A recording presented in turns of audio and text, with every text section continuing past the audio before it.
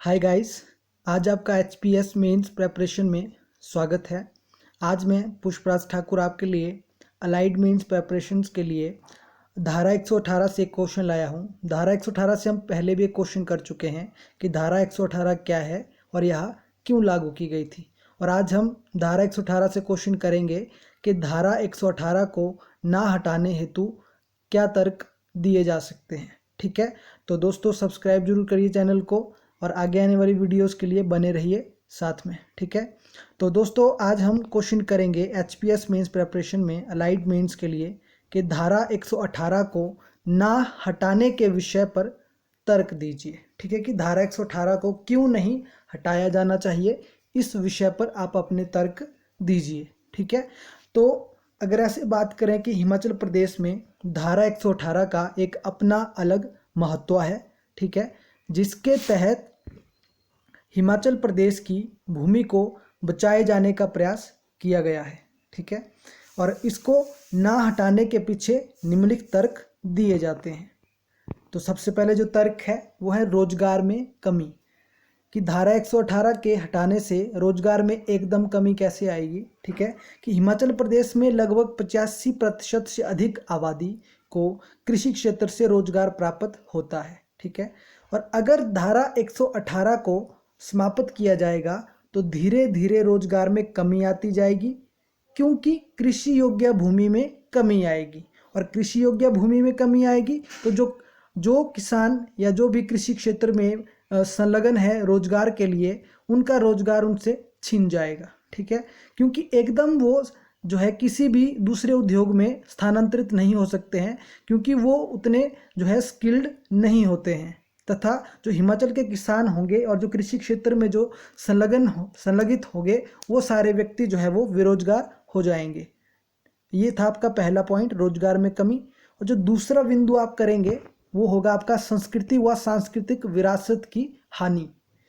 हिमाचल प्रदेश, आपको सभी को पता है दोस्तों कि हिमाचल प्रदेश की अपनी एक सांस्कृतिक विरासत है। ठीक है, जो अपने आप में अनूठी है। और हिमाचल प्रदेश की सांस्कृतिक विरासत जो है वो बहुत ही प्राचीन है। अगर 118 है हमारी धारा, उसका जो मुद्दा है, अगर उसको समाप्त कर दिया जाएगा धारा 118 को, तो जो अन्य राज्यों से या बाहरी लोग जो हिमाचल प्रदेश में बसने के लिए आएंगे, उनके बसने से जो है जो स्थानीय संस्कृति है और जो भाषा है, जो जीवन शैली है, उसमें परिवर्तन आएगा, जिससे जो हिमाचल की सांस्कृतिक विरासत है उसको हानि पहुंचेगी। अतः 118 को हटाया जाना जो है इस बिंदु के हिसाब से सही नहीं है। ठीक है, तीसरा पॉइंट है उपजाऊ जमीन में कमी आएगी। देखिए दोस्तों कि धारा 118 जो है उसको हटाने के पीछे जो सबसे बड़ा कारण है वो है आपका औद्योगिकीकरण, यानी कि उद्योग धंधे बढ़ना, यानी कि विकास की दौड़ में शामिल होना। तो 118 के समाप्त होने से जो उपजाऊ ज़मीनें हैं, ठीक है, उन पे उद्योग धंधे लगेंगे।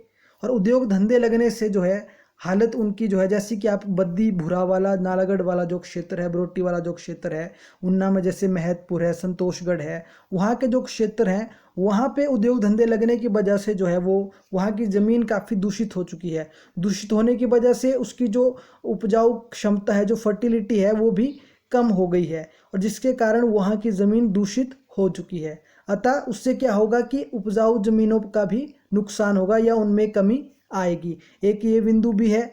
और जो चौथा बिंदु है वो है पर्यावरण व जलवायु को नुकसान।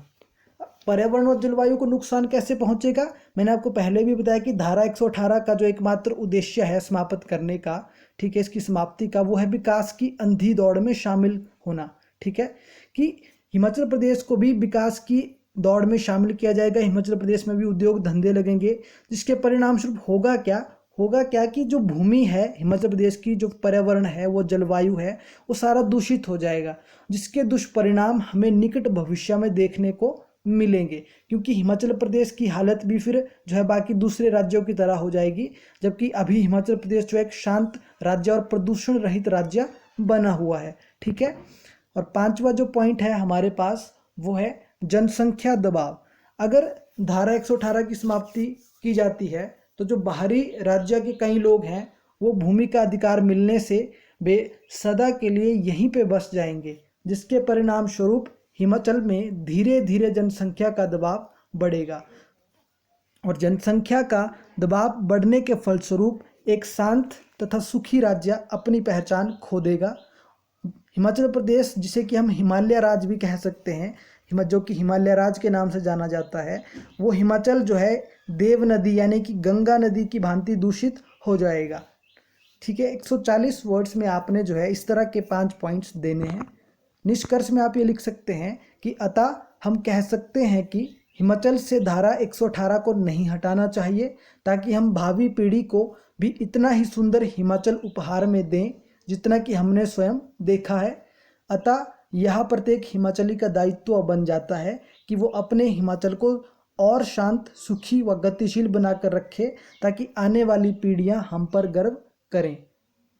तो इस तरह से आपने जो है धारा 118 वाला क्वेश्चन करना है, जिसमें उसको ना हटाने के विषय पर तर्क दिए गए हों। इस तरह से आपने धारा 118 को ना हटाने के विषय में जो है तर्क देने हैं।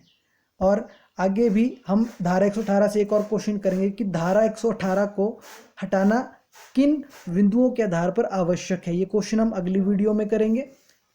और दोस्तों, आगे आने वाली वीडियोस के लिए चैनल को सब्सक्राइब जरूर करें और शेयर जरूर करें।